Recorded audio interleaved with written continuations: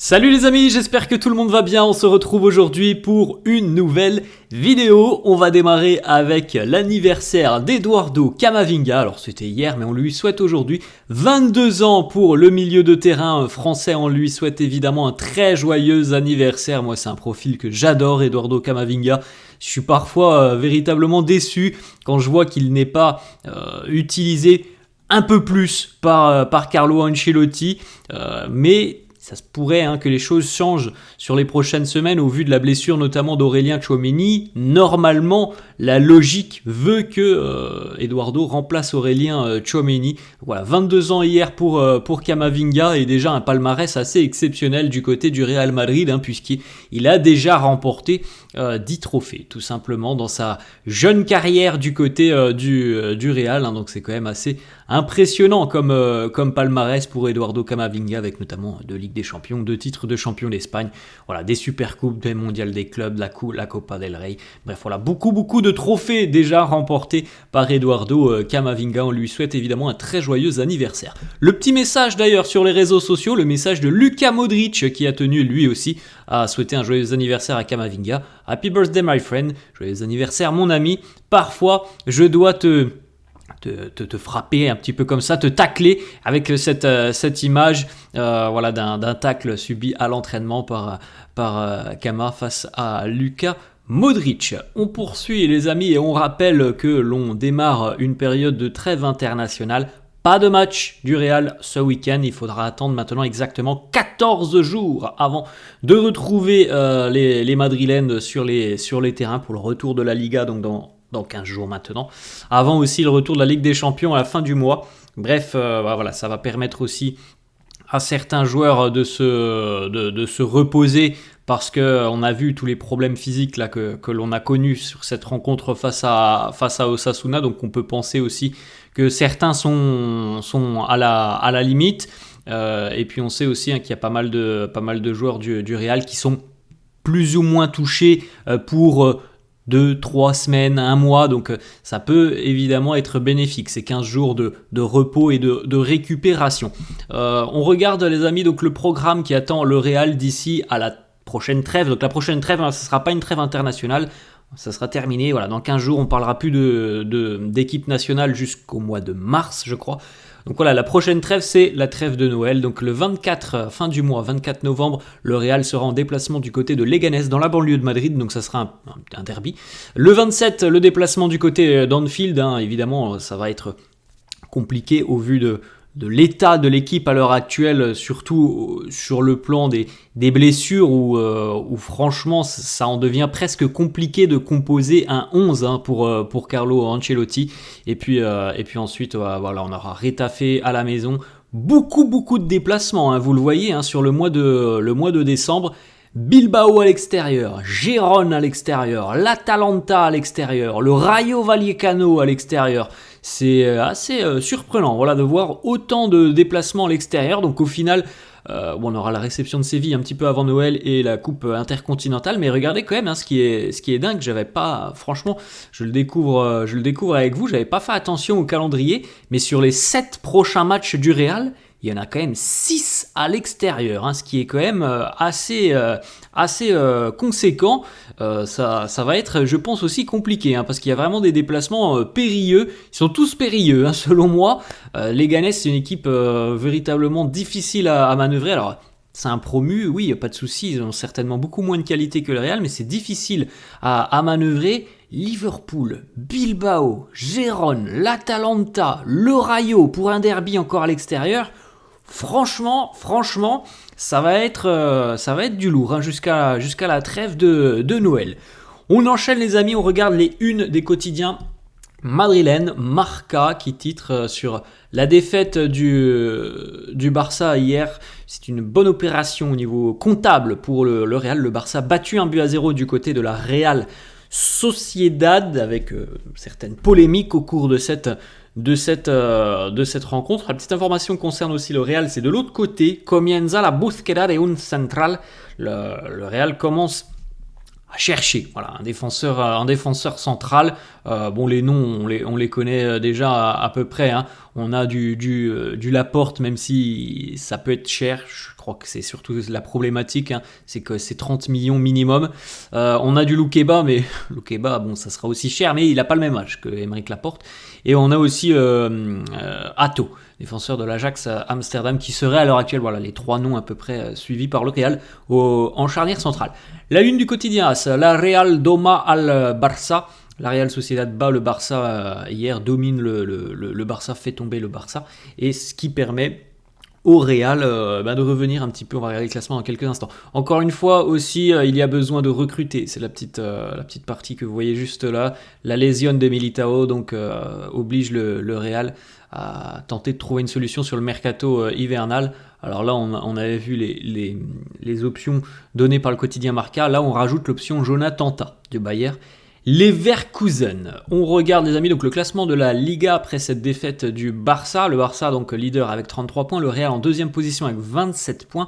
Le Real, on rappelle, compte un match en moins puisqu'il faudra rejouer, on n'a toujours pas de date d'ailleurs, le match face au FC Valence. Donc dans l'éventualité d'une victoire face au FC Valence, mais franchement les amis, on n'a pas de date, on ne sait pas quand cette rencontre sera rejouée. Dans l'éventualité d'une victoire face au FC Valence, le Real hypothétiquement serait à 3 points du Barça. Mais bon, voilà, c'est de l'hypothétique. Et quand on voit le calendrier, là, hein, de toute façon, qui attend le Real, hein, on l'a vu les amis avec tous ces matchs à l'extérieur, je pense que voilà, à l'issue de la trêve avant Noël, on pourra évidemment se donner pour objectif peut-être d'aller chercher le titre en Liga, ou alors peut-être que les espoirs seront déjà bien entamé, puisqu'il y a quand même beaucoup de matchs très compliqués à l'extérieur. Franchement, hein, quand on voit qu'on a 6 matchs sur 7 à l'extérieur, on a beau être le Real Madrid, se dire que le Real va aller faire 6 sur 6 à l'extérieur. À l'heure actuelle, les amis, c'est un peu difficile d'imaginer que le Real va aller chercher autant de points à l'extérieur. Hein. Ça peut paraître compliqué à l'heure actuelle. Donc oui, c'est hypothétique pour le moment que le Real revient à 3 points du Barça parce qu'il y a le match en retard. Et le point, de toute façon, il sera fait avant Noël. Alors, voilà, quand on aura passé toutes ces épreuves à l'extérieur avec tous les problèmes que l'on connaît à l'heure actuelle au niveau de l'effectif et au niveau du jeu, pas parce qu'on a gagné 4-0 face à Osasuna que tout est réglé. Voilà, je pense qu'on pourra faire un bon point à Noël. On continue avec une petite information. Carlo Ancelotti et Luka Modric se sont rencontrés, ils ont échangé après le match face à l'AS Milan la semaine dernière en Ligue des Champions. Carlo a voulu tout simplement connaître un petit peu voilà, le ressenti, l'opinion du capitaine du Real. Les deux et tout le monde ont été d'accord pour dire tout simplement qu'il y avait des choses à améliorer au sein du groupe, qu'il fallait être plus unis, plus compact sur le terrain, au milieu de terrain, qu'il fallait aussi être plus concentré défensivement. Voilà, cette petite réunion a convaincu Carlo Ancelotti. Il a été assez d'accord avec les problèmes que Luka Modric lui aussi avait relevés. On poursuit avec une petite paire de stats, quelques stats sur Luka Modric parmi les milieux de terrain de Liga. En 90 minutes jouées, il a quand même des stats très impressionnantes. À l'âge de 39 ans, Luka, il est premier en expected passes décisives, premier pour apporter des tirs, pourcentage de longues passes réussies, leader. Il est deuxième en passe, deuxième en petite passe, troisième en passe vers l'avant, troisième pour les passes progressives et troisième aussi pour les passes clés. Donc c'est un très très bon ratio un petit peu partout pour Luka. Ce qui se matérialise depuis le début de saison, on l'a dit, moi je l'ai dit à plusieurs reprises, c'est l'un des joueurs qui, depuis le début de saison, est quand même globalement au niveau. Luka, il y en a d'autres qui ne sont pas forcément au niveau. Luka, il est au niveau, et c'est pour ça que parfois j'ai milité il y a une quinzaine de jours où je disais, je comprends pas pourquoi Modric ne démarre pas les rencontres, alors malgré ses 39 ans, je comprends pas parce qu'il nous fait quand même beaucoup de bien. On continue avec une autre information, Fede Valverde pourrait être utilisé en tant que latéral droit. Le Real n'a pas beaucoup d'options. Bon, alors avec évidemment la blessure de Lucas Vazquez, les options, il y en a peu beaucoup quand même du côté du Real. On pouvait penser à Militao, on l'avait évoqué la semaine dernière. Bon, c'est plus du tout une option. Donc il y a le jeune Jesus Fortea, mais comme l'a dit Carlo, on a vu la conférence de presse après Osasuna. Selon Carlo, ils ne sont pas prêts, les jeunes. Donc ça, encore une fois, enlève une option. Donc oui, évidemment, il n'y en a plus beaucoup des options, et il y a celle de Fede Valverde, où on le sait, voilà, s'il doit être utilisé en tant que latéral droit, il n'y aura pas de problème, parce que c'est un joueur extrêmement polyvalent, très intelligent, et qui a en plus de ça beaucoup de détermination, donc à un poste comme ça, il peut être évidemment très efficace, Fede Valverde, mais les amis, la problématique, on va en parler, la défense qui, selon toute vraisemblance, devrait affronter Liverpool à la fin du mois, donc en Ligue des Champions le 27. Voilà la défense du Real, donc Courtois dans les buts évidemment. Enfin, évidemment, s'il revient véritablement de blessure, puisqu'on pensait qu'il allait revenir un petit peu avant la trêve, il n'est pas revenu. Donc normalement, d'ici le prochain match du Real, donc face à Leganés, il devrait être présent, normalement. Donc en défense, Mendy côté gauche, je pense pas de doute là-dessus. Rudiger en charnière, pas de doute là-dessus. Asensio en charnière, pas de doute là-dessus, parce qu'il n'y a plus d'options aussi. On a la blessure de Militao, on a la blessure de Tchouaméni qui pouvait être utilisé en charnière, donc il n'y a pas trop de doute là-dessus. Et Fede Valverde à droite, alors sur le papier, je pense que c'est difficile d'imaginer autre chose. Franchement, c'est difficile parce qu'il y a trop de blessures. Du côté du Real, malheureusement, utiliser Fede Valverde en défense, ça veut dire qu'au milieu de terrain, l'activité énorme qu'a Fede Valverde, il va la battre sur son côté en tant que latéral.